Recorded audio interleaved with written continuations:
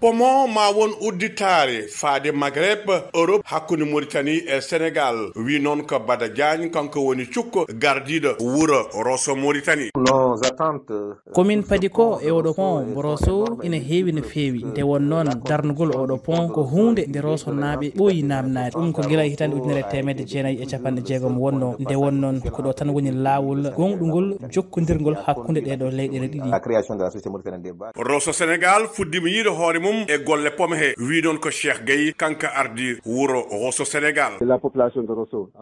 E golleji noon goɗɗi kaɓɓodiɗi e mahgol oɗo pont ɓesgu Rosso haalino yoga e goƴaji ina jiya hen hesɗetindi école aji gonɗi e nder Rosso ɗi foof. école aji jeeɗiɗi les mahgol suudu safrordu e mahandeɓe garage kesso wondude e nokku ɗo rewɓe gollata kame e jeereji ɗiɗi goɗɗi ɗum ina rendi e gueɗe goɗɗe kadi ɗum noon so waɗama ma addu mbadi kefiri e nder Rosso Sénégal saabu ma waɗ leegal kesal ngal ganduɗa kadi ma darni saabu no eɓɓore nde wayni jogade doole ina hanno yogo e peeje ɓame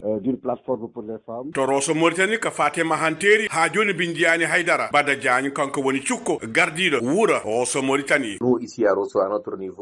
minen ɗo e nder Rosso ala foof ma hanteri ndemin pawi guite amen wadde oɗo saaha kam ko hunde ndemin padi gam ɗum laaɓana min wadde miɗen padi ndiɗo ma hanteri yalta e leydi hono no nanodiral gongal hakkude ɗeɗo leydi wiiri ni wadde ko ɗum tan min padi e kadi miɗen mbaɗa erago faade e ardiɓe laamuji ɗi heɗɓe fannu o nde mbaɗata kaddi bawal mabɓe gam kayye ɗeɗo eɓɓoje mbawa hanti parde woni ma hanteje ɗe saabu ko ɗum tan woni gartama ɓesguli ɗi.